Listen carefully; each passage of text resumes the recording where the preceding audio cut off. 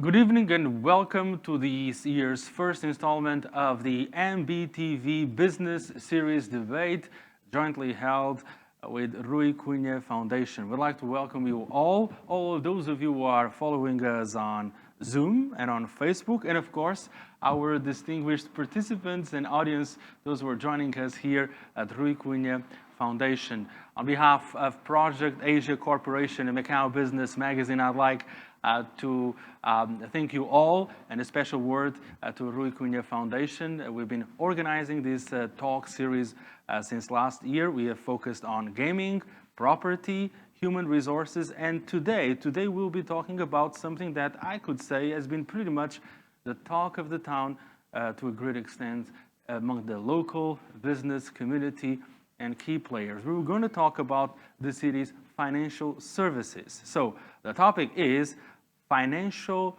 hub, and the question is wishful thinking or the definite driver of diversification.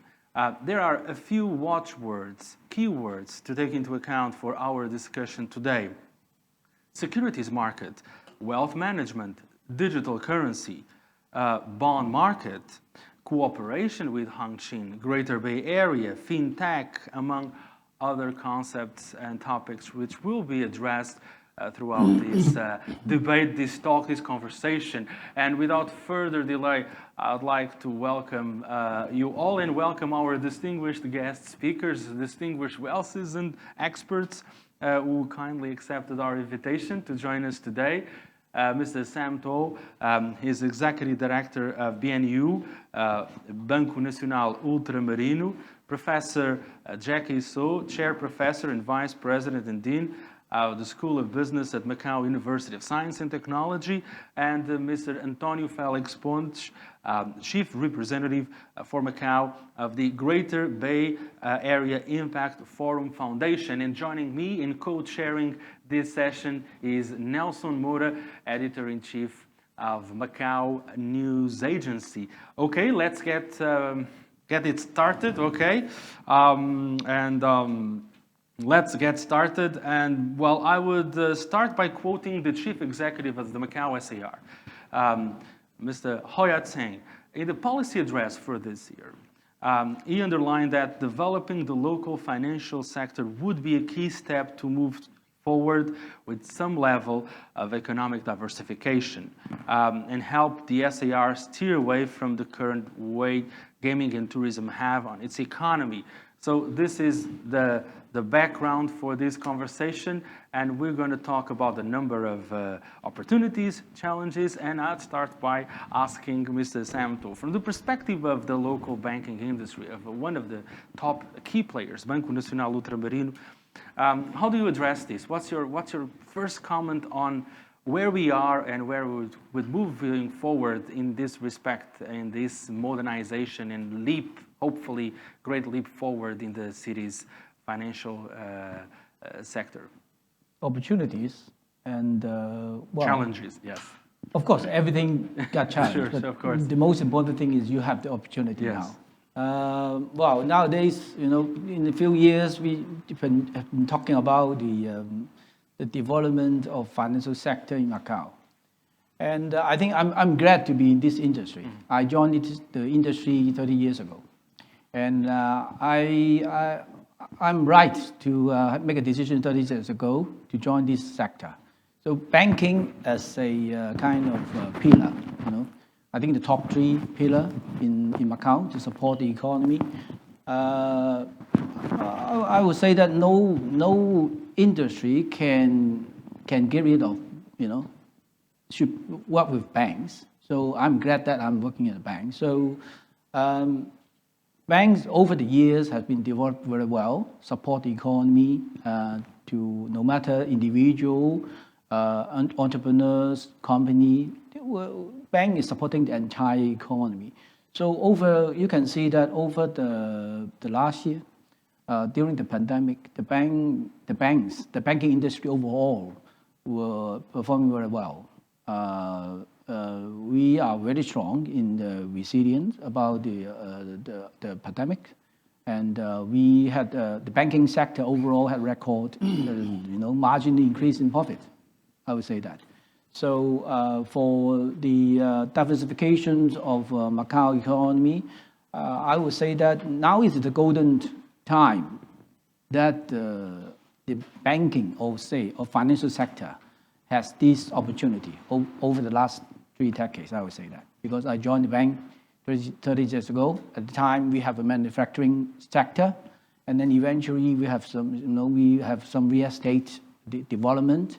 And many people have tried to have different idea to diversify the financial sector. For example, many years ago, people talk about security market, but never success. And Macau cannot to diversify itself without any support from other from our mainland China, right?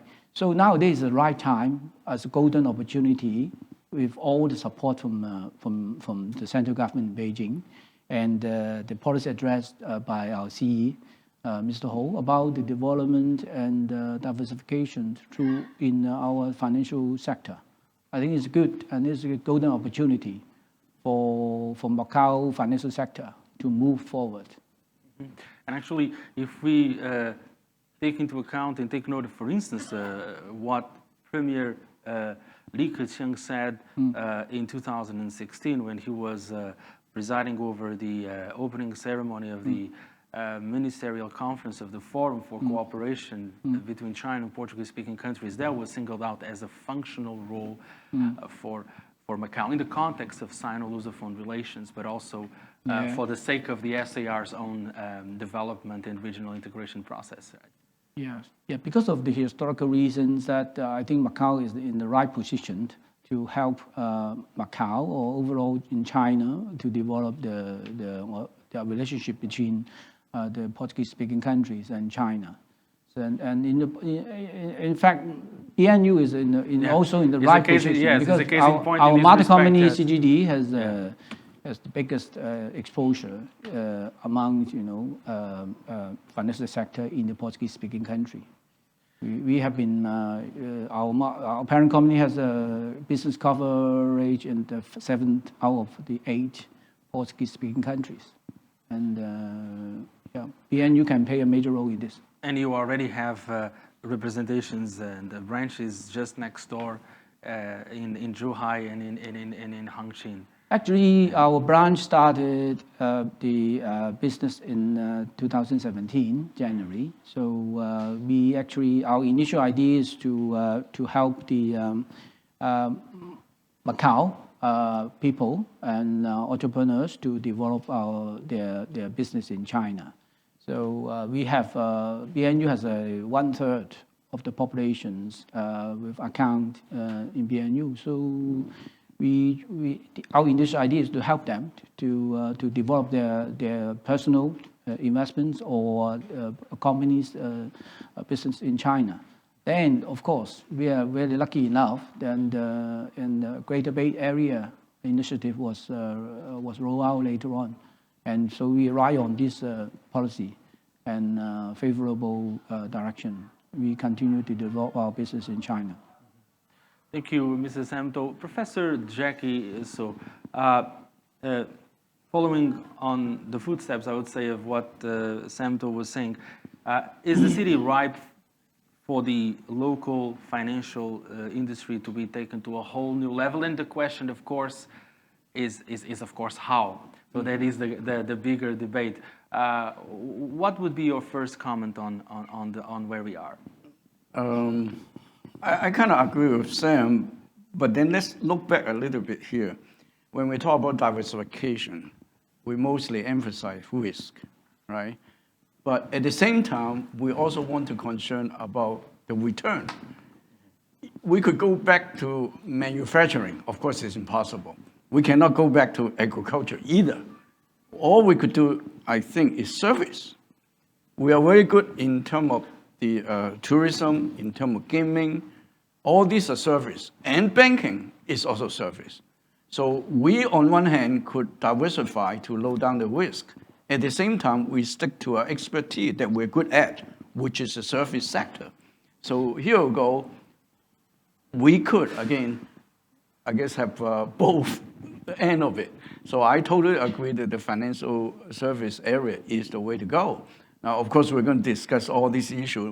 We know the government seriously considering a bond market settled with renminbi. We also talk about green bonds. We talk about all other possibilities, which I think we should try. I always tell my friends, don't just sit here talking about how can I go to the other side of the river.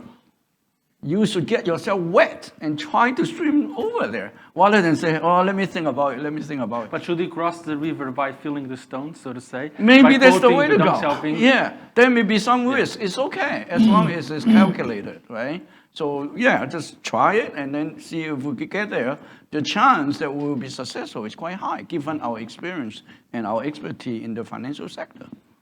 That's my way of Thank you. Thank you, Professor Jacky. So, Mr. António Félix Pontes, you've been in town for around 4 decades, if I'm not mistaken. And Please don't.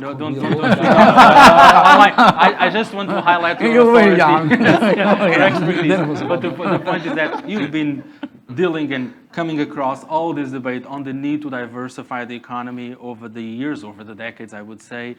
And also, it's not entirely new to look at the financial sector as a driver for this diversification. But what's different now? Okay. Only one preliminary note. Yeah. You told that the Prime Minister of China told something. Which year? 2016. Until now, nothing. Okay. It's only to recall. But first of all, if you don't mind. Sure. Go ahead. The general approach. To congratulate Cunha Foundation for one more anniversary, I think tomorrow. And we can say the time really flies. Already 9 years with a lot of achievements, so congratulations. Second, I want to greet the moderators and these friends of mine. We are friends, so it should be a friendly talk. Yes. In these 5 small round tables. It's not one round table, you're right. We're talking about Yeah, 5 five round small. tables. You could have a big one. Okay. Yes. What I can say, when I arrived, and you told me decades, in fact, last day of April, I will commemorate 41 years in Macau. It's my hometown. I lived in Macau much more than in Angola when I grew up and in Portugal when I born. Even when I arrived, we are discussing, so 41 years ago, about how to diversify. In that time is different, as Dr. Jacky so told us about manufacturing. In that time, we intend to diversify market importers.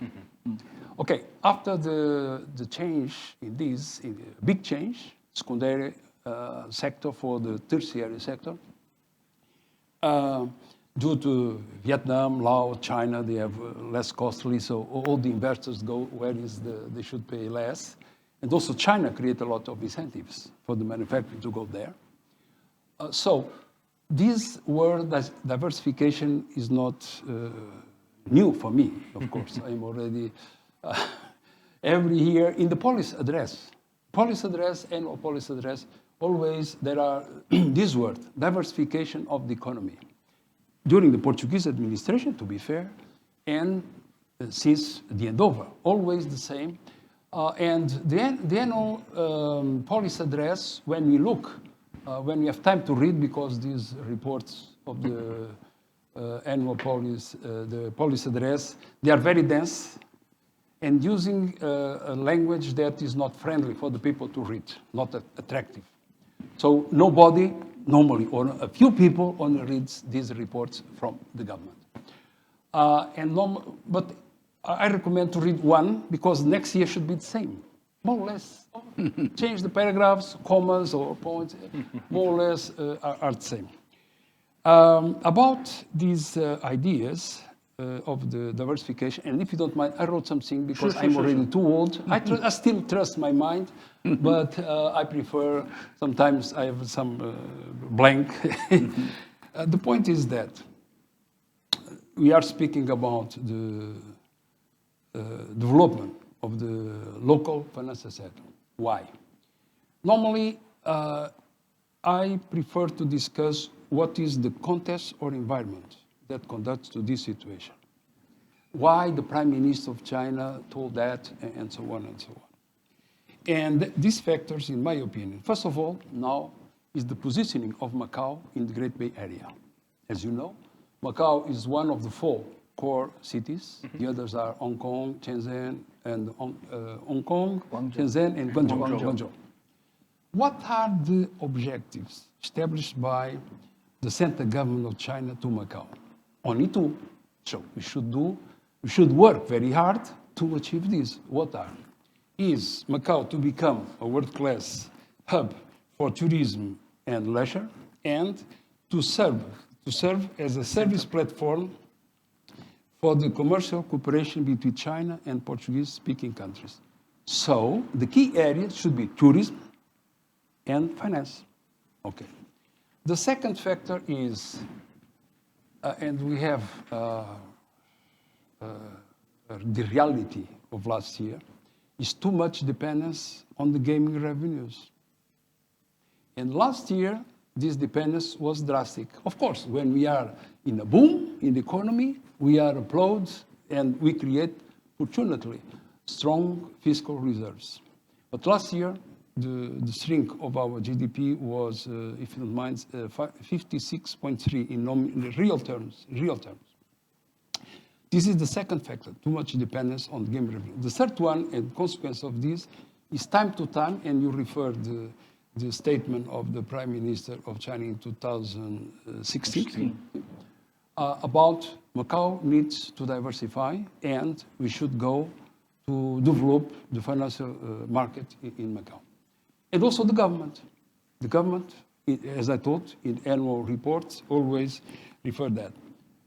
The other factor or parameter is what in your magazine, congratulations, was very good, very good. Is much better than to read the police address report. Good information, useful information. Is the other factor is outdated or less adequate legislation on financial area. This is, in fact, we have laws from 1983, 1993, 1995, 1997, and 1999. And 2 years ago, there was a revision of the financial leasing that I will speak later, if you allow me. Okay. Sure. Some people refers, okay, we have this outdated law, but on the other hand, even using this law, Macau government authorized from the end over 9 banks, at least 9 banks. We revised the financial leasing 2 years ago. Until now, no positive results. No, we have no room to develop financial leasing in Macau. It was supposed to be, and the former Secretary for Finance, for instance, he singled out financial leasing as a promising area.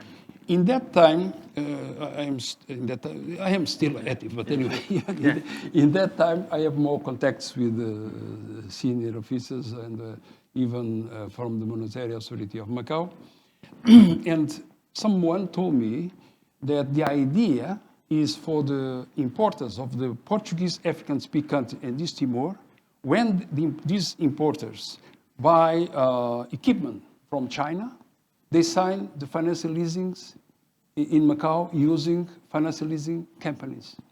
I don't know if at least one contract already signed. Because, first of all, these importers, they prefer commercial, they go to the banks in their countries to get a loan. Second, I have a lot of doubts. If the exporters in China, the sellers of the equipment, if they accept to sign these agreements, these contracts in Macau, subject to Macau legislation and subject to Macau courts, that normally they don't work very fast. Is a reality for the investors, is very complicated. The other matter, and I almost finished, sorry. Okay. We'll have more rounds. Is the regional competition among the financial centers. No, in Asia. Namely, from Hong Kong and Singapore. These two offshore financial centers, they are offshore. We revoked the offshore law. In my opinion, it was a mistake. We can't fight against OECD. OECD makes some recommendations also relating to Hong Kong and Singapore. And they refer, go away. We continue to work because this business, if there is control in terms of monitoring and so on, why not? But anyway, today is not this matter. But Hong Kong and Singapore, they are open economies like Macau. They are well established and they are well positioned in the ranking of financial centers. Hong Kong now is number 4, Singapore number 5, even referred in your magazine.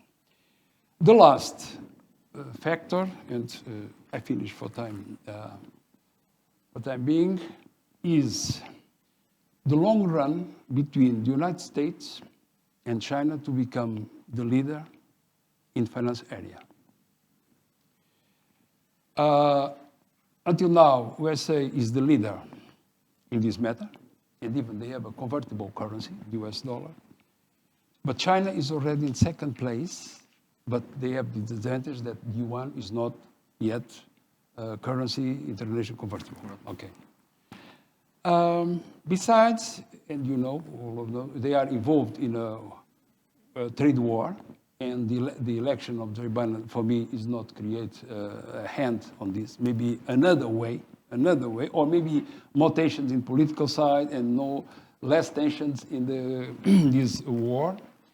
But at the same time, we have a run or war in finance area. Why am this? No, the media normally, they don't look for these matters, but when we look for the global index of financial centers, 10 years ago, we look only one from China, which Hong Kong, because Hong Kong belongs to China. But now, according to the last report of this Global Financial Center Index, number 1, New York, of course, with Nasdaq, and they have Nasdaq and New York Stock Exchange. London, of course, number 2. Number 3 is Shanghai. Number 4, Hong Kong. And if you continue to read the ranking, in the first 10 financial centers, we have 2 more Chinese financial centers. Beijing, number 6, and Shenzhen.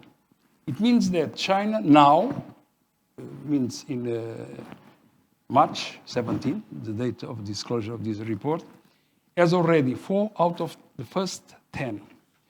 And this global index have 114 financial centers. They selected this. China has already 13 out of 114. United States, only 6.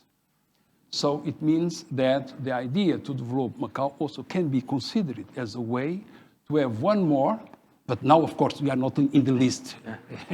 Maybe before the end of the basic law, we can have a place in this 120 or something like that.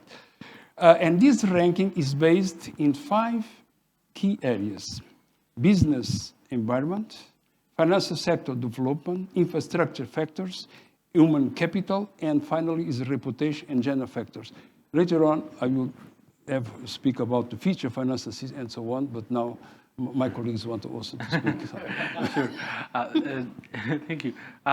Meanwhile, I'd like to remind the viewers, those who are following us on Facebook and Zoom, that they may also participate in this conversation and throw in some comments. Nelson is taking notes of those remarks and questions, and also to what is perhaps in the pipeline, who knows, right? There's a lot of information so far that we can tackle. I wanted to laser into the issue of the securities exchange market. Because when the central government first revealed that it was studying the possibility of establishing a Macau securities exchange market last year, they mentioned specifically it would be probably located in Hengin, so as to develop the characteristic financial industry of Macau in tandem with its own demands. Macau authorities later hinted that they would study possibility of setting up a renminbi-denominated equity exchange. And then the monetary authority already told Macau business that their main bet would be on bonds trading. So I wanted to ask, in your opinion, should the securities exchange be based in Macau or Hengin? And should the bet be on bonds trading, like the Macau government seems intended to? And maybe since Mr. Pontes can, since you're more familiar with the legal framework, what kind of legal framework would it be required to set up? But I'm not a legal advisor. Even when I studied You're in the familiar with the university, regulatory environment. Yes. Faculty of Business, I was very poor student in laws. Now, what I can say is that my perception, okay, when every day, normally, when I drive in the Saiwan Bridge in direction to Taipan, I look for the other side, Anshin Island. And this kind of large, tall, and nice buildings and tall, I recall that I saw these pictures, these buildings in other places, in Beijing, in finance area, and before in Shanghai. So I like to think, and now I have a lot of time to think, and I think why they are doing that. I believe that the future of local financial sector will be associated with Anshin. There is no one, maybe I'm wrong. Sometimes, of course, everybody wrong in these perceptions. But even the statements from some senior officials indicate in this direction. Okay. The other matter is, I read in the magazine that the government commissioned a feasibility study to set up a stock exchange. To set up a stock exchange in Macau, I have doubts, if there are many doubts, or even I can say is impossible, for the listing companies, the target should be Macau companies. No way. There is no way. It's no rational. It's only no sense at all. If there is, the idea is to list Macau companies. Casinos, because we need to have large companies as casinos, banks, insurance companies. They are already listed in the other stock exchanges with many years established. So there is the confidence on this, why they moved to Macau and so on. And when you look for Hong Kong Stock Exchange, Shenzhen and Shanghai, very sincere, Macau is out of the run. If the idea is to attract good and reputable companies in China, the story is different. It's the same of casinos. If the casinos only depends on Macau people, they become bankrupt. Because we need to have people from China. Of course, these needs are already referred. The support from central government. The same for me is the stock exchange. Only if good companies, because if we intend to have a stock exchange very flexible, very accommodative in terms of listing requirements, for me is very bad. Even we cannot be recognized by the world finance centers and so on. So I believe, to conclude, that there will be a close link between the Anshin Islands. This sector can be Anshin financial sector. Already some finance institutions there, and the local financial system. Okay, let me put it this way. I guess the purpose to have a security market or a bond market is try to help the economic development, either in Hengin Island or in Macau, right? So if you compare, there's always advantages and disadvantages in one location or the other one. But after you look at, or at least I personally look at the benefit and costs, I would say maybe it should be in Macau. Why? Number one, as we mentioned not too long ago, we want to diversify our integrated resource market. So doing the bond market or security market is one way to help Macau developed? Number one. In terms of law, I don't know, again, too much about law, but I know a little bit about economics. If this market generates a lot of productivity, if it's in Hengin Island, it's going to be counted as the productivity from China, not from Macau. So in terms of productivity or growth, it would not benefit Macau at all. Okay. Then there's one more thing. I actually, again, check around when my friends from other countries, US, Europe, know that Macau is considering a fixed income market settled with renminbi. They ask, where would that be? Now, think about this now. If you're in Hengin Island, you're under the Chinese regulation and law. The difference between Hengin and Macau is a free port. Our capital could go in and go out. When you're in Hengin Island, most likely you're still subject to the regulation control, capital control by the government. So for those potential investors, they probably would not quite like it because our unique situation, like Hong Kong, we are the only SAR of China, okay? And to some extent, people keep asking me about the Greater Bay Area. Again, is what, 7 other cities plus 2, right?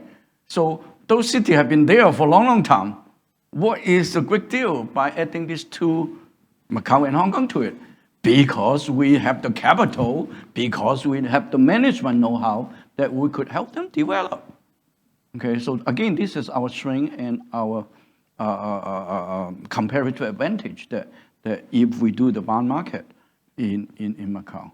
So the capital, I guess, flow is, I think, major advantage to have it.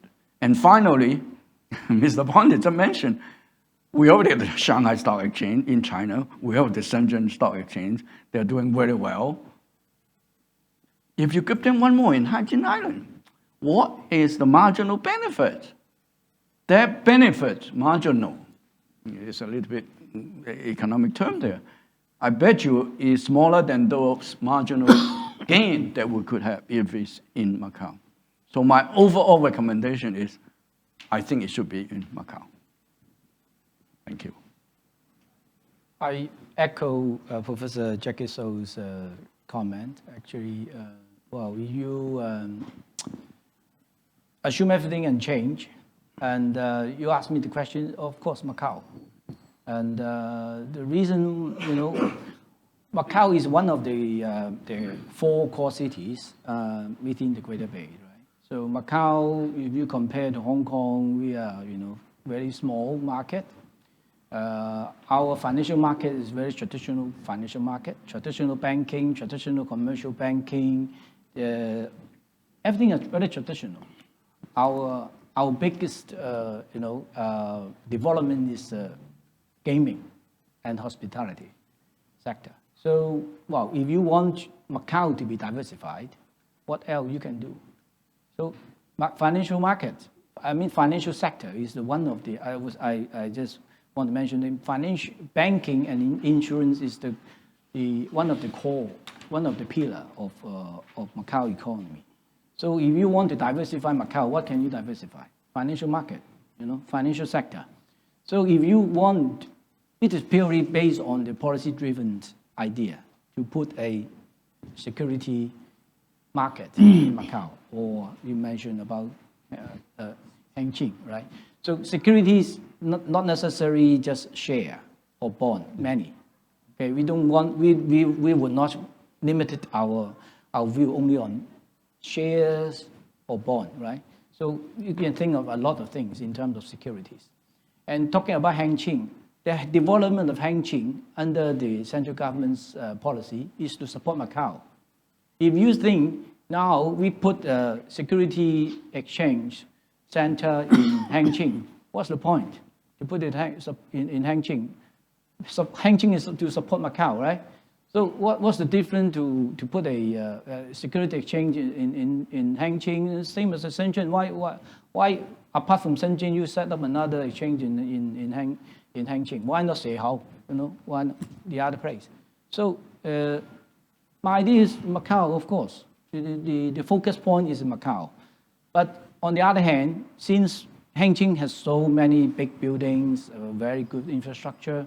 You can see, if one day, somewhere in Hengin, follow Macau law, and we can, everything according to Macau law, then the people can make use of those big buildings, tall buildings, a lot of infrastructure.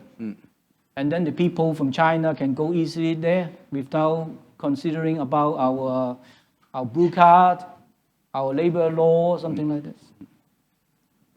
I totally agree with that idea because actually we have an example already. University of Macau campus, Yes. right? If possible, because we don't have enough land, we don't have a lot of resources. So one possibility may be Hengin Island, part of it to follow Macau law and regulation. Here you go. It's a win-win. We help them develop. We also have some diversification Yes. kind of space to go. So I'm for the idea. Yes. Yeah. Yes, sure, No, go ahead. finally, because in the beginning, I suppose there's 2 against 1, but no problem. I'm in the middle. In the middle. Take care. We keep on 2 sides. No, the point is that when I'm referring about that, I'm thinking to potential leasing. In this case, another leasing. Because also you refer to this situation in the magazine. When you are speaking against, I tend to show the page. But anyway, I guess, but maybe I'm wrong, that future leasing of some portion of land for the University of Macau, subject to the Macau laws, Macau legislation, and so on. Of course, we need to change some conventions about what. When I arrived, Macau that time is 14 or 15 square kilometers. Now always increasing and so on. I need to read every year to know how much square meters we have more relating to the reclaimed land and so on. I think the time for more reclaimed land will finish with these new projects, and after that should be Anchin. This is my point. Of course, even if there is something in Anchin, the contribution for GDP, local GDP, only if Macau has some power or some authority to consider that contribution for the GDP. For example, if we have what they call Macau Securities Stock Exchange in Anchin Yuan, is for the state-owned enterprise. The way that they develop in Shenzhen or Shanghai Stock Exchange, that they the central government said, okay, now this should be listed in this stock exchange. I think in Shanghai or Shenzhen. Maybe they are independent. But independent in China, it depends. Should be put something. So this is what I tend to say. Maybe a leasing of some portion of land to the, I guess, maybe wrong. By the way, let me add one thing about leasing. The term... Not financial leasing. No, because financial leasing actually is a general term. Because you could talk about leasing small thing like some kind of small computer, but you could talk about leasing for airplane. You talk about leasing for machinery, and then we have building industry. You build house, right? You know, those what we call dirt mover, the big machine, you know, those crane, whatever. Those could be leasing, because if you talk to the contractor, those things, if you buy them, it costs you tons of money. So one way to do it is somebody own it and lease it to some of the subcontractor, and then they will save some of their money. I know some very small one, when they're in financial difficulty, they use their credit card. And I say, how can you finance this kind of big project with your credit card? You're going to go broke quickly. Yeah, so the leasing could be very big, could be very small. Only one question. This idea related to Anchin, the idea belongs to the statements of the people from China, from Macau. First from China, and they are not. They are from the government. Okay, this is one. So sure, they will. The do National something. Reform and Development Commission. Yes, there is a reference yes. about that. Because in Macau, since 2015, with the former secretary, we started to speak about future financial system. But now no more. Now they use modern financial system. So already some change. because they understand the feature finance is wrong, at least in Portuguese. I try to translate in English, is a financial system with own characteristics. Right? Yes. Even today, when I'm looking for something, I found in the website of one public entities, shops with own characteristics. Restaurants with own characteristics. Now, it's crazy.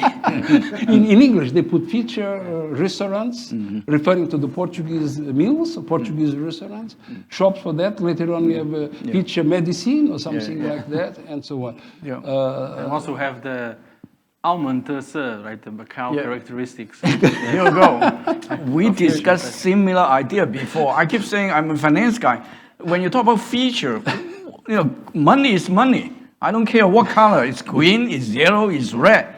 So what's the feature about? The only thing is a unique feature that is unique to Macau. Yes. When that is that point, then what we're talking about, again, you go back to the integrated resorts or the gaming industry.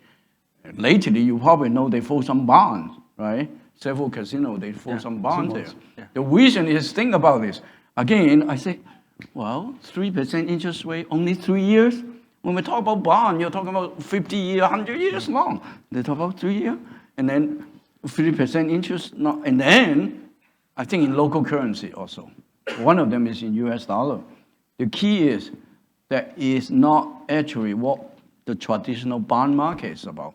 When you talk about the Silk and Road development, you talk about seaport, airport, you're talking about big money, and you have to sell bond for many years. Now, they're selling this tiny bond. They are what I call working capital. Think about it, because the business is no good, right? So you have current asset, cash, account receivable, and your current liability, not payable, very short. If you cannot finance them, all you could do is get working capital or short-term loan, just like from the bank. So it's different from the traditional concept we talk about. Right? So anyway, those are other technical issues. Yeah, thank you. And we have a question from one of our watchers by Zoom, by Terence Lee. And he raises a topic that is one of the hurdles of almost every sector in Macau, which obviously will be the human resources aspect of developing a financial sector. Because obviously, I can cite information from the government that they mentioned that 8.4%, only about 8.4% of the local labor force was employed in real estate and business activities, like they categorize it. So I wanted to ask the panel, in terms of competing with other financial centers in the region, how can Macau attract qualified talent to develop as a financial sector? I am supposed to get? Okay. Okay, no problem, no problem. I will be the first one to finish. In terms of the human resources, for me, the point is that maybe all of you are aware, when I work in the Macau Institute of Financial Service, in fact, the training institute, in 2015, someone from the government asked me to organize a course, a certification course for stock exchanges. And therefore, sorry, I don't do that. Because we have the future financial system. Okay, show me the master plan. Because until now, we have no master plan to build up any kinds of financial system. Okay, this is one point. So I thought, the people normally, they go for the courses when they have something that they will have a return. If not, why I request the people from the banking, insurance companies, or the university students to go there. So I refused. So please give me the master plan for this future financial system, and I will do something.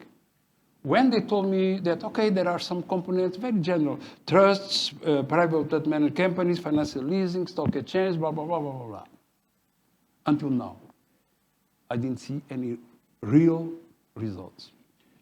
The other matter is, Macau needs to do drastic changes in terms of the minds of many people. We need to have experts. Not only in this, in casinos and so on. We start casinos with people from the United States, Australia, Canada, England, and so on. And do you see? Later on, we have local people. Because in that time, people realize, okay, now I have something to do, and so on. So, some friends of mine told me that there are examples to get authorization for a man or CEO of a bank or insurance company and so on, lasts for 6 months, 1 year. In Hong Kong, sometimes it's 2 weeks or 4 weeks. In Singapore, it's more or less 1 week. So this is one point. We need first to recruit experts in finance, and the government department should speed up the applications. The second one, when I work with close to the universities and with Jacky, at that time you were in the University of Macau, I met many university students, even in seminars or in Global Money Week and so on. And even I spoke with the parents of many local students. The majority of the parents of local students, they told me, oh, my son is studying, but he's not a hard student. Okay, it's true. When I asked him or her, what you think, after the graduation, I will get a job in the public department because it's employment for life, or I work in the casinos because they pay quite well. And so they are very in comfort situation. People in comfort situation never work very hard. And when I discuss with the deans of Faculty of Business, Faculty of Economy, Faculty of Business Administration, I ask one question. In the ranking of the students of finance, economy, or business administration, give me the ranking of first 10. Normally, they are mainland students. Why? Because they work very hard. There are competition in China. But what happened, the second question, what happened with those students when they finish the graduation? They have 1 or 2 weeks to left Macau. Crazy. On the other hand, Macau funds the universities, private and public, with hundreds of millions every year. It's very easy. We go to because it's published, the government, Macau Foundation, or the one published this sponsorship. So these students, they are studying in Macau. They are the best, with some exceptions, of course. Because I must say one thing. Local students, when they are studying in United States, England, Canada, Australia, they're very good. They're very good. So now in Macau, they know, oh, Macau government is very generous, so why I need to work very hard? In Hong Kong, they have the same situation when we start this new center in 2000. And also the Hong Kong students, they are not lazy bones, but they are not studying very hard. Okay. And what happened? Financial sector, insurance sector, other sectors, even manufacturing or something for management, they did lobbying. And in May 2008, Hong Kong government launched a program. It's called Immigration Arrangements for Non-Local Graduates, IANG. Started in January next year, 2009. What happened is, according to this, the students, when they graduate, they can apply to stay in Hong Kong to work during 12 months, but can be renewed.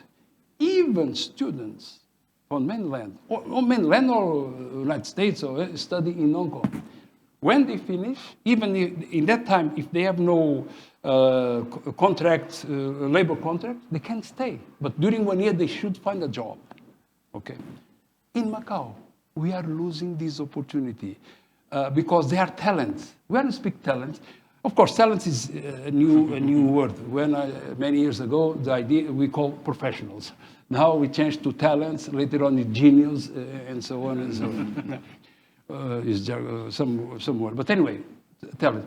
We need, for me, to solve the human capital is to first recruit expatriates and with speed up, not stay long in the queue or arrange some way, because there are local people to do this. No, normally, even when you go to the labor department, the answer is no, we have no. But they spend 3 at least or 4 months to reply. This is one point. Second one, use, Macau should have, the former secretary told one thing, but also very platonic. We are studying the possibility. Always, in Macau, always we are studying. We are very good students, but the results are not good. This is what I and we have here a professor, right? We have students. We have Professor Jacky. So, what's your take on all of this? Because you have been dealing with this on a first-hand basis, both as a lecturer, as an educator, and as a top official at the university, right? Okay. Let me share this with all of you. Indeed, right now, the government actually asked all the university about, do you have some student, they have some expertise in certain area? For example, do you have what they call a CPA, Certified Public Accountant qualification? Do you have CFP, Certified Financial Planner certificate? Do you have CFA, Certified Financial Analyst? Because these are the experts that they need for the financial market. Now, again, we are talking about expert or specialists. So in addition to accountant, we're talking about lawyer. We need a lot of lawyers, they know security law. We need a lot of those risk analysts and a lot of pricing, because when you price a stock, the bond, interest rate, all this require a lot of mathematics. So we need that kind of talent, or that kind of professionals. Now, in the near term, we have to borrow that talent from somewhere else, or we have to start training our own people. Several years ago, I think it's the summertime, I went to Hong Kong Monetary Authority to be a visiting scholar. They give me an apartment near the Peak Middle area. It's more or less a service hotel. So each morning, I have to take a small shuttle with a whole bunch of others, and then go to the Monetary Authority in the Central. You know, in the morning, all those young lady or young guys sit next to me, they speak 普通话. So they are the banker or the accountant, whoever, from those banks in China. They went to Hong Kong to do more or less practical training, to learn. So I think if we are serious about doing it, we should collect whatever talent we have, and then we kind of work with Hong Kong, because they do have a lot of experience to train our people. And then, of course, in the longer term, we, the university professor or the university staff, we need to work hard on training or producing more and more talent that could help Macau develop. That would be a long term. So short term, try to train and work with other cities. Long term, again, focus on certain area that we need to do. Yes. Sam, from the perspective of the employer of manpower, you have been dealing with this issue for a long time, right? I would say that the key word is protectionism. I think Macau is too much protection for our labor policy. So I think it's a very sensitive topic here, and I would say, first of all, now we are talking about Greater Bay. Macau is one of the core cities. We talk about the fund flow, the flow people, the information flow. You know, we should have a smooth flow among these key topics.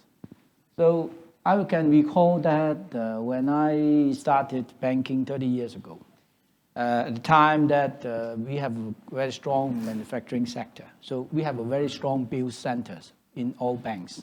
They're handling import-export. And also at the time that in the early 80s, we have international banks have their dealing rooms, FX. We still have different European currencies, and we have dealing room. All the dealers and the head of bills departments are from Hong Kong or from overseas. At the time, local people has no such knowledge about that. So when you start with a new area, if you don't have local people to fill, why not to have some expertise from overseas? Our neighbor Hong Kong, we have a lot of expertise. Or even China, now it's oversupply. I think in the financial sector, it's oversupply in China. And it is a totally waste of our resources to train up our university graduate or MBA students or PhD students. Once they finish the course, they have to go away. And not only waste of the education that we provide to them, and also the network they have in China. For example, the Chinese students, they may have their own network in China, which can contribute to our Macau development. I'm not restricted to China, but we can, nowadays most of the students are from China, right? But in fact, there are some other overseas students. Those overseas students can contribute to Macau. And if this protectionism is continued, and I think it's not fair to other cities in this Greater Bay. Why Macau is so protective? Hong Kong is not that. Hong Kong is so free. And why Macau is so protected? And our student, I would say that, I don't have the statistics, but I feel that our local students, in terms of competition, is worse than those Chinese students in China. Because they are too protected. Once they graduate, they have a job as a dealer. Okay, sure, no problem, they can have a dealer. And then, that's it. That's why I always encourage our Macau students to go into the Greater Bay to take some new challenge. There will be international company in the Greater Bay. The top, Fortune 100, maybe you can find one company, you can go there to learn and start your career. Macau, what Macau can offer? Gaming, banking, that's it. And in fact, that is also one of the topics of our Macau Business and Business Intelligence editions of this month, which is more youngsters looking for career opportunities in Guangdong in face of a lackluster local job market. Will the situation change with the new economic situation? That would be. Do you think that's kind of a prospect in a way? That could be a sort of blessing in disguise, the current economic situation for the younger generations. I think it's a good opportunity that they try to explore the opportunity in China. Just go to see those big companies in China. Not only Tencent, they have very big companies. I just returned from Fujian. They have a very big technology company. And I met some local employee there from Macau. So there are a lot of opportunities in China. Don't with bias, in Macau is very good, very safe. You can see your family every day. The job is safe. Well, that's it. So if you are some student with ambitions, with more ambitions or in their career path, they can try to explore opportunity in the Greater Bay, particularly in Shenzhen, big cities like Shenzhen, Guangzhou, and then there could be a sort of reverse migration phenomenon. If you can hire them after they have some years of experience over there, you can bring them back to Macau and they can have some sort of added value, right? Mm-hmm. I think, first of all, the protectionism should be minimized. Mm-hmm. And then once we have an open system, and then the second thing is the soil. You have a very good infrastructure. Like many of my friends, in banking industry. They came 10, 20 years ago, and then once they come to Macau, they settle down, get married, they have a family. And many Portuguese friends, once they come to Macau, they love it. They like to live in Macau. But first of all, we need to open up our market. And then with a good infrastructure, good soil to attract them to stay and then to develop. One way, based on our colleague's suggestion here, is we do need some protection for our local people, but we should not over-protect them. So now, if we give certain protection, and at the same time, we say, hey, your job security won't be certain, we're going to bring outsider to come to help us, I think then it will work. Because as soon as they feel secure, then we could import, or our immigration law, our labor law could relax a little bit. Then they would not be against those changes. Right now, if they feel unsecure, then they would be against all these changes. So I think one way is to give appropriate kind of protection to some of them. It's a balance. Yeah, it's a give and take. Okay, it's a balance. Yeah. But the balance now is this way, huh?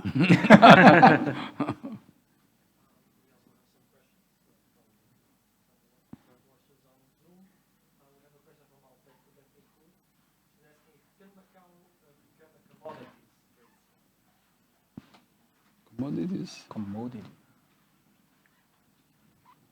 Sorry, I'll repeat. Commodities, I am not an expert in this. We have a question from Alberto Bentercu, which is asking if Macau could become a commodities trend center. Everything can happen. With the support from China. Everything can happen.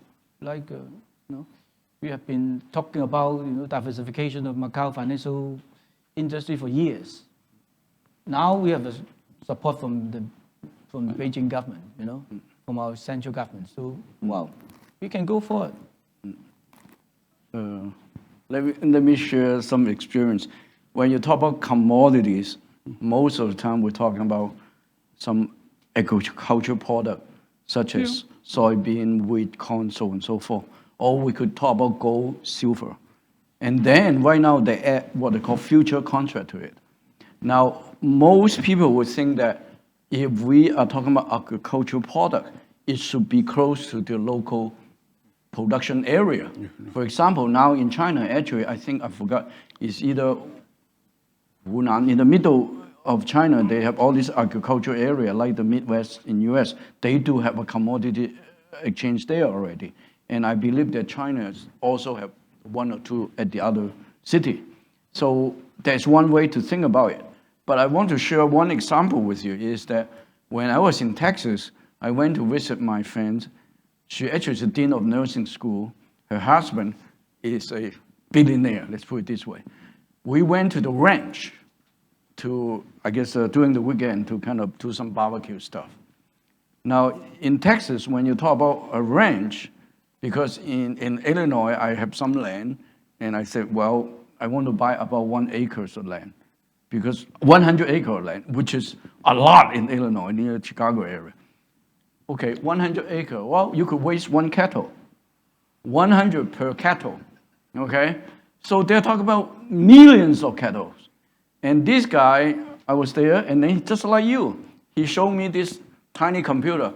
Okay, the cattle future in the Chicago Board of Trade or Chicago Mercantile Exchange is this much at this point. So the point I want to make is their cattle is in Texas, but he's going through computer to tell me the price in Chicago. So to answer your question, it is possible, because if we have the facility to set up to do it, and again, if we have some competitive advantages to do it, we could do it because of whatever that they cannot do in China. But of course, it's a far stretch because most of the time they need to be near the actual location. Yeah. I have no more comment. I think it's a good idea for the government to study this possibility. And I share it, but for me it's complicated. Even we cannot realize what the government intends to prepare for trusts, financial leasing already, but is a cosmetic change in the revision of the law with no positive results. The stock exchange, there is a feasibility study, but nobody knows. I think when there is, even in Hong Kong, we have this in Singapore, when the government commissions some feasibility studies using public money, the results are public. Even we can go some consultation papers in HKMA, and they put everything in the website and so on. So I think it's better for the government to study what they, to implement what they are considering for the trusts. Later on, I will speak more about that when we finish, or the other matters, fintech and so on. Fintech is a matter that we need to do a lot, for example. Yeah, not too ambitious. Yeah, if there is commodities. For security exchange center already, enough. It's enough. Maybe we shouldn't. And it would take 2 years for the AMCM to set up the central, securities depository. Depository is another 2 years. matter. I mean, if you develop something new, you need time and resources.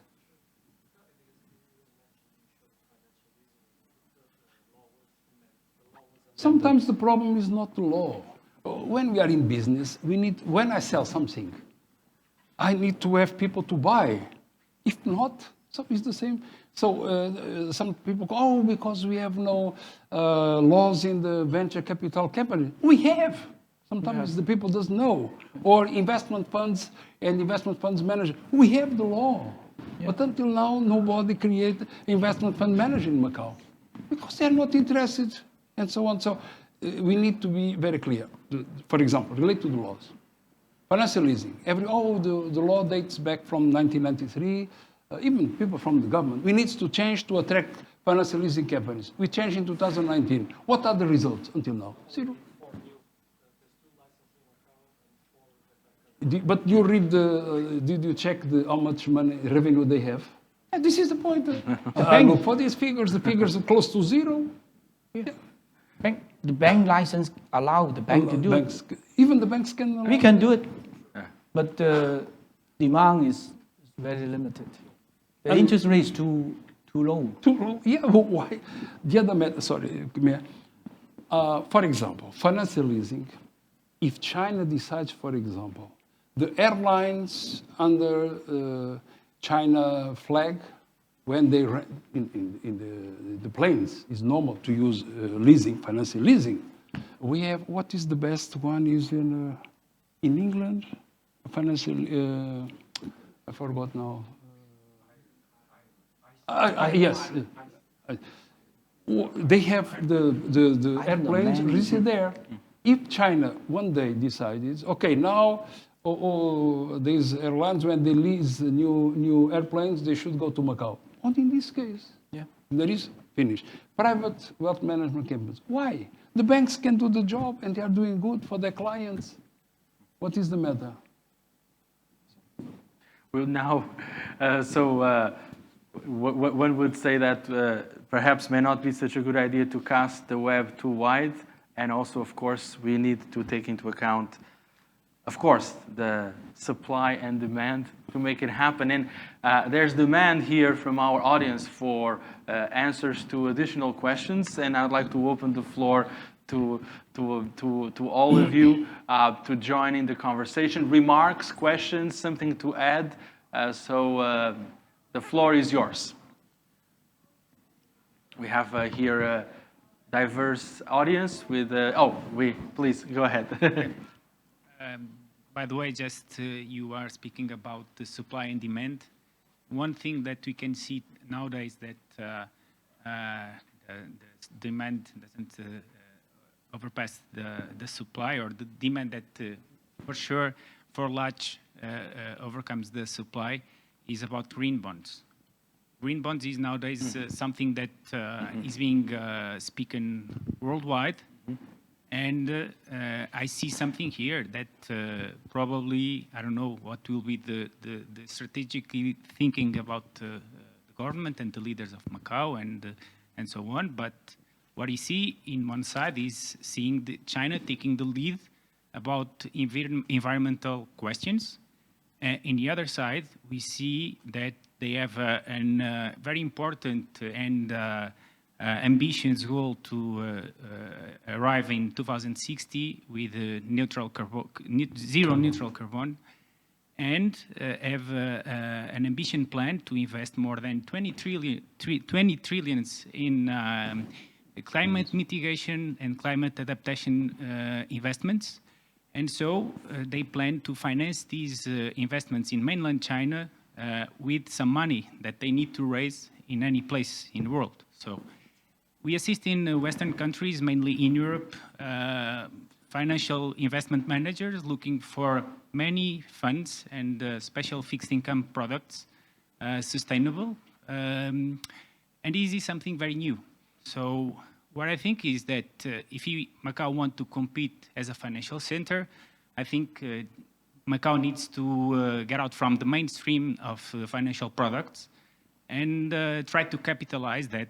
At this moment, I understand that mainly all financial centers are trying to develop some expertise on this matter of green finance and green sustainability. So I think here is a lack of demand of knowledge and expertise, not only in Macau, but also in London, also in Singapore, also in Hong Kong and Shenzhen, Shanghai, wherever. So thinking about these and in more concrete manner, should it be the niche that Macau must look for? So to develop a financial market instead of discussing about a lot of abstract ideas about what will be this financial system and this modernization plan. So because I think is the only, in my personal opinion, is the only way out to do something new, and where Macau may be able and may have means to compete against the others, because something very, very recently, so Paris Agreement only was signed in 2015. China take the lead some 2 years ago or 3 years ago, with President Xi making very clear statements about it. The first issuance of climate bonds was only 2007, and it was a very difficult process to achieve. And now green bonds only represent 1% all over the world. So I think it's a very important market. And I would like to hear from you all what you think about it. Yeah. Thank you very much. Yes. Very interesting contribution. Sorry, your name? Yes, please. Your name? Andre. Thank you. Thank you very much. Yeah, your point is very valid. Actually, the AMCM and Macau Association of Banks, together with the Environmental Bureau, signed a protocol last year to promote the green finance. So part of that covered the bonds also. So at the moment, in Macau, MOX, the Cunha Financial Assets Exchange Company, they are facilitating the issuance of bonds and custodians and transactions. So I'm sure, because China is now a very ambitious target for environmental objectives. So I think sooner they will have some green finance of green bond to be issued. And BNO, as part of CGD Group, which is one of the biggest financial group in Europe and the biggest in Portugal, we are also following our strategy to invest in the green finance, including the bonds. So I think in near future we will have, you can see quite a lot of the green bond to be issued in Macau,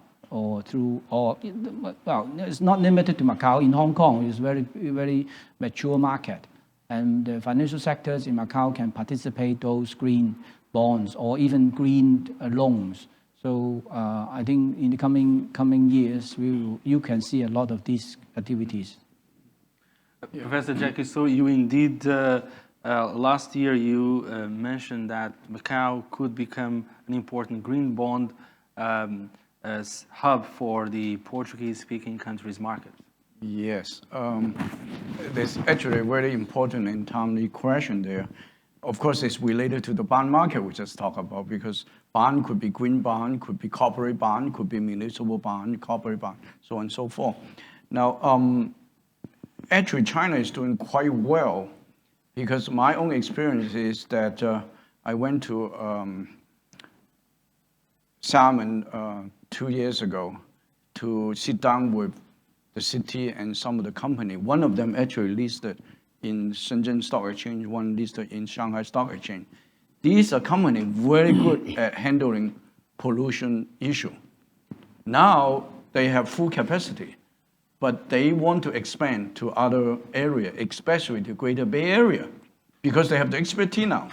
The key is they need to identify where, who need what. So now I was lucky enough to get a 1 million research grant from them to study maybe water pollution, air pollution, noise pollution, soil pollution. So I'm putting together a team at the university, because they have expertise in each area, to say, hey, let's look at the Greater Bay Area, let's do some survey or whatever to identify what do we need first, and then go from there. Now, of course, after we identify the issue, they need to fix the problem, they need financing. Then the green bond come in, because we're talking about borrow money to fix the problem. So again, it's step-by-step approach that I think we need to start from somewhere and try to go make some progress. Yeah, thank you. This is a good question. Relates to the green finance. Green finance. China, some years ago, creating a steering group. I think the name of the leader is Mr. Ma. It's called Mr. Green Finance. He's the guy that now, he came around 2 or 3 years ago. He addressed a good seminar. This is what point, and they create this committee, and after that, they create a calendar to execute all these goals. This is what Macau normally has: no plan, no calendar, no accountability, and so on and so on. But before, I think Macau officials, and maybe all of us, everybody interested in green finance, there is a good publication from the World Bank that is developing a national green taxonomy, a World Bank guide. This helps the investors, so to look what kind of industries and so on, helps the banks to originate and structure the loans for this subject, and also the regulators, in Macau, I know that there are some institutions, even from the academic side, that has commissioned some university professor to do research on green finance. I know at least one of my friends some time ago is preparing one and contact me to give my personal. I'm not an expert in green finance, but we need to do some. In Macau, there are room for this kind of loans. For example, our buses, all of them are old, and when these big buses, or even from the casinos, my God, we are speaking about carbon, they have a lot, they are poisoning the population of Macau. In Rua do Campo, sometimes it's crazy. Even the index pollution is very high.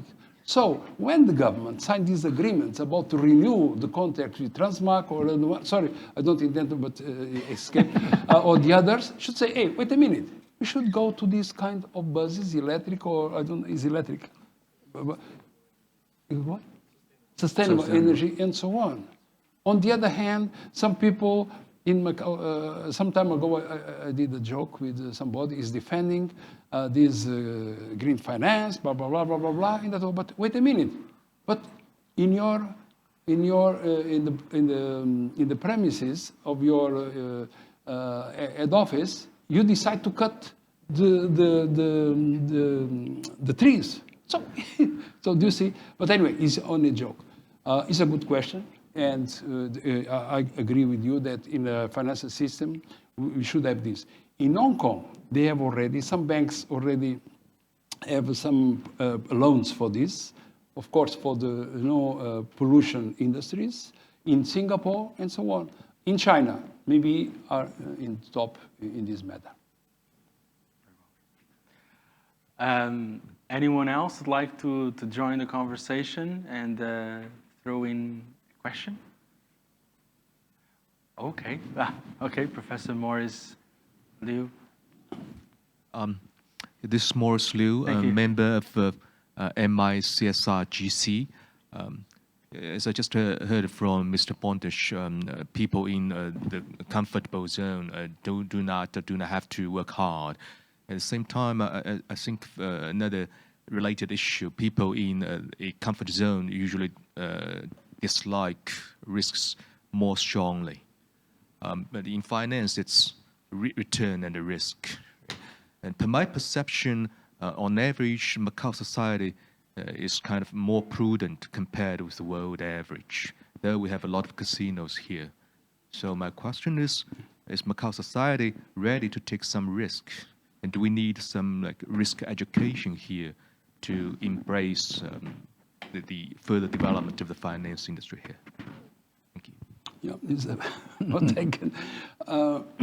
You see, risks always in any kind of business exist. This is one point.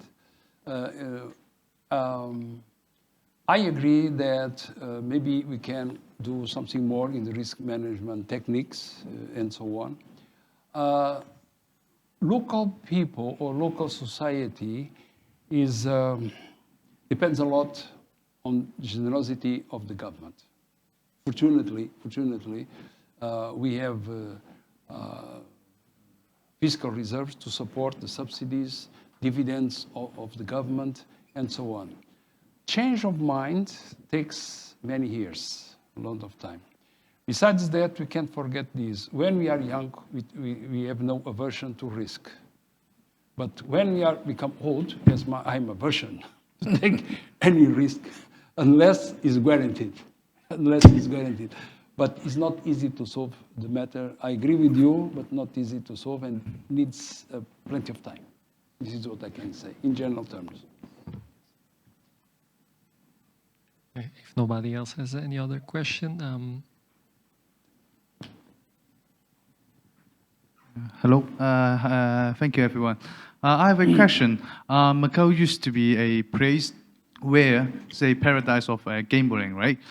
Where money come in can be vanished within a second, or can be generated printing a lot of money. It is such kind of a city. So we're really concerned about the money laundering. It's this kind of thing. So we have a lot of regulation to prevent money laundering.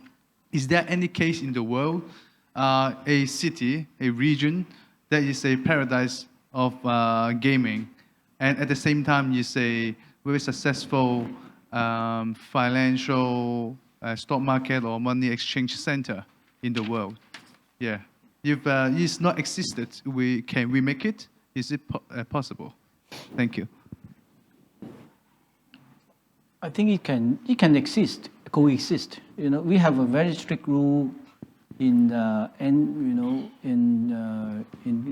our compliance. Every bank has their compliance office to deal with the anti-money laundering, terrorist finance, according to AMCM guidelines.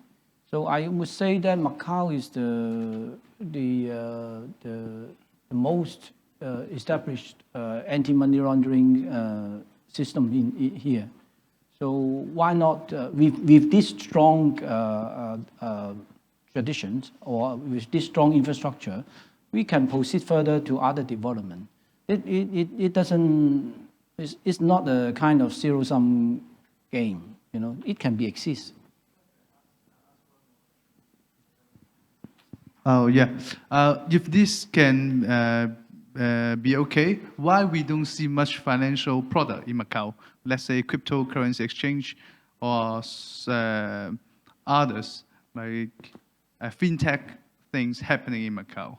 It's totally related to the regulations here. And in Macau, the cryptocurrency is not allowed.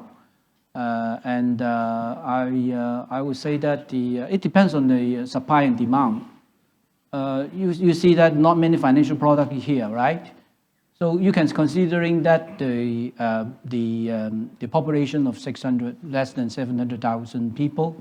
Okay, you can see the market size. So it linked to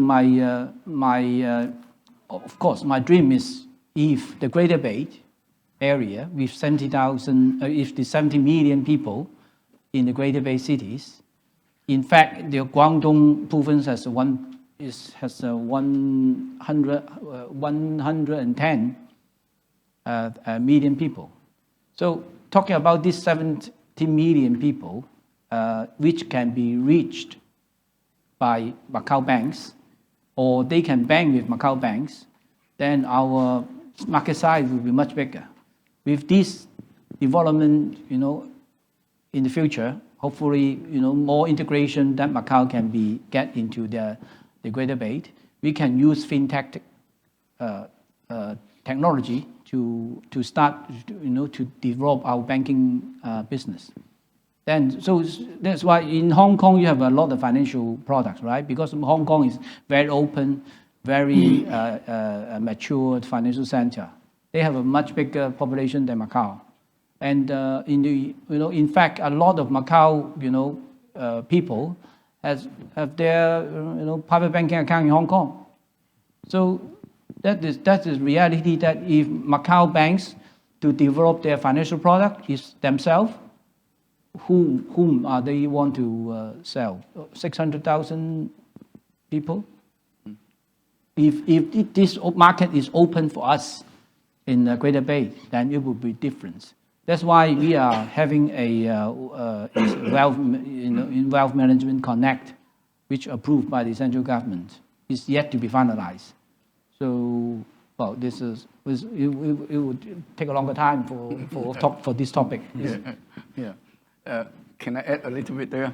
A quick answer to your first question. You more or less say a stock market do not coexist with a casino. Hong Kong, no casino, but Hong Kong had horse racing to some extent. So it's one closer example I could give you. On the other hand, on your other question, the second one, cryptocurrency was outlawed by China. Okay, Bitcoin at one point, I forgot the year, I think it's 2014.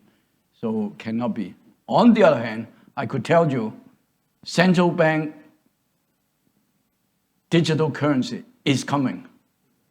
Okay, they are, in Shenzhen, the red pocket, they try it, and then in Hangzhou, the government employees say, hey, the government transportation subsidy, we're not going to pay you cash. We're going to pay you digital currency.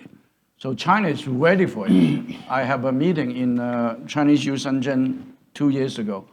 The People's Bank, one of the top policymakers, already told us at that time, it's coming. China is going to do it. Now, the difference between digital currency, central bank digital currency, and cryptocurrency is the digital currency itself is not crypted. That means what? That means if I give you this digital currency to your account, they would know it's from Jacky sold to you. And then if you send me something through digital currency, they also know it's from you to Jacky sold. Now think about what does it mean for our casino VIP now. You talk about money laundering, you talk about tax evasion. If you got digital currency, everything is there. Okay, so I think that is something that we should really carefully look into. Thank you. So I will just ask if any of the speakers wants to make any final remarks before we conclude. Oh, almost finished. I'm done. I wrote some. Only one point about the money laundering. In fact, was Mr. Samtoto is correct. We have an institution that receives all the information about the suspicious transactions. Also, they publish in the website. It's the Financial Intelligence Unit. Yes. And we can see, in fact, the majority of these suspicious transactions are from the gaming. It's naturally. okay, is naturally. But in terms of the banks and insurance companies, mainly in life insurance companies, the risk of money laundering is very low. Okay, this is the point. About the coexistence of stock exchange, casinos, of course, there is not a problem. There is not a problem, okay? The other matter is, I refer in 1 minute from now about that. In my opinion is, first of all, Macau government should set up a master plan, maybe for 5 years, for Macau financial sector development. For example, 2021 up to 2025, yes, 5 years. And not to delineate a master plan with a calendar. China do that, even in Hong Kong and so on. About fintech, Hong Kong started this many years ago. And they set up a steering group with people from HKMA, the people from the Insurance Authority, in that time is the Office of the Insurance Commissioner, and the Securities and Future Commission. After 1 year and a half, they have the deadline to prepare a report. And on 29 of September 2019, I think so, or 17, they set up a lot of measures for banking, insurance companies, and for the stock exchange. Some directives. Even they created many years ago in Hong Kong the cyber port to encourage the startups using fintech. For fintech, we need to do something. Also, I agree with you, is the second question, but in Macau, not yet. Okay, about this master plan, my idea, my contribution is not to criticize the government, but some people think that, but for me, I can sleep well, is the disclosure of a master plan is a question of transparency. No more opacity. People should know, the investors, the existing financial sectors, the media, and the citizens. They should know what the government intends to do. In the priorities for short-term goals, means for me, is to complete by the end of next year. Should be trusts with a specific law. Trusts, the origin, the roots are from the common law. So even during many years, I maintain it's impossible to have trusts in Macau or even in Portugal. It's not the reality. Of course, I changed my mind because France has already, and France has continental law, Republic of Czech, Quebec in Canada, they are using continental law, they have trusts.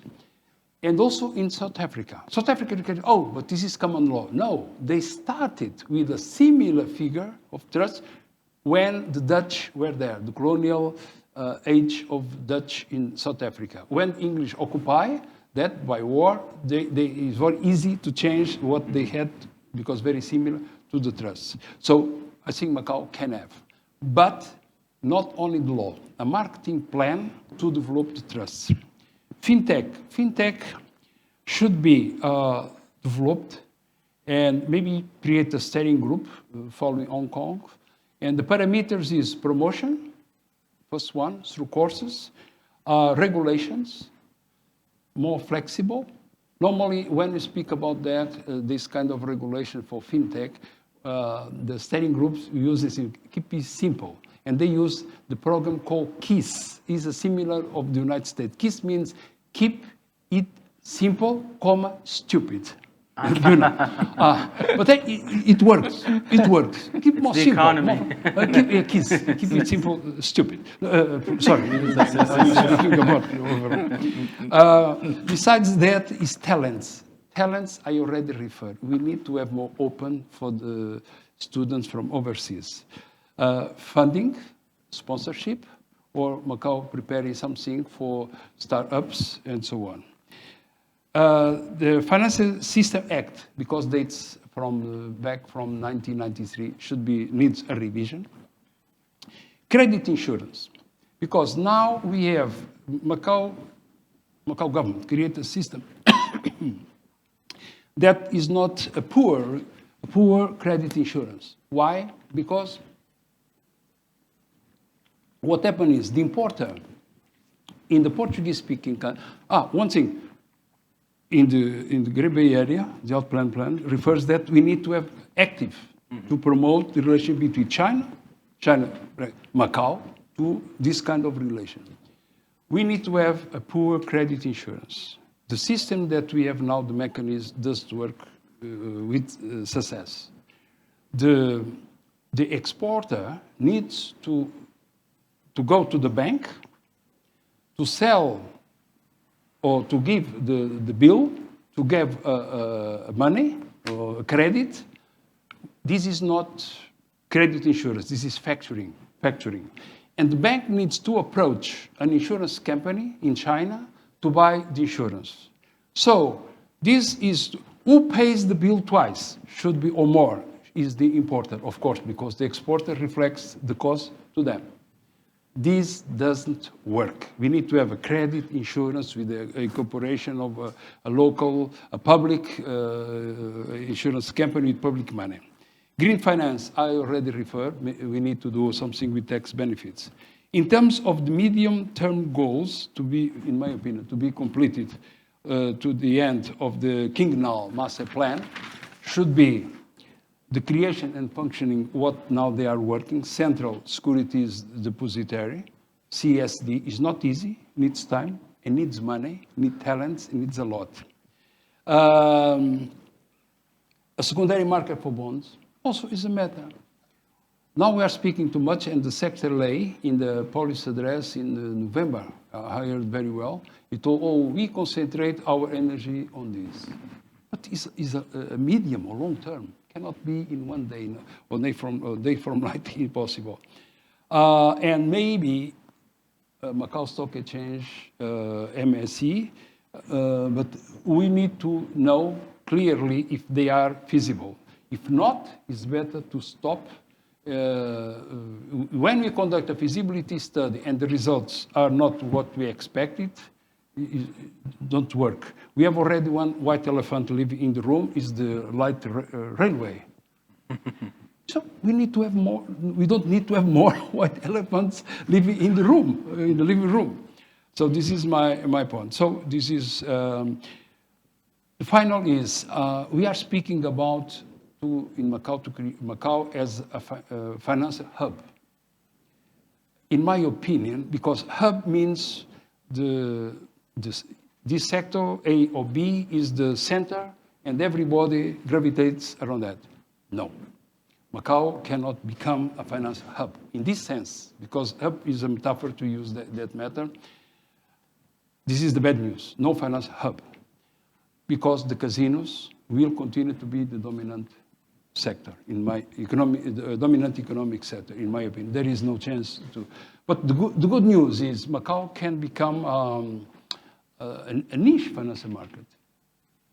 Niche normally refers to the products. We have niche financial markets in Hamilton in terms of the reinsurance, and Edinburgh, for example, for asset management.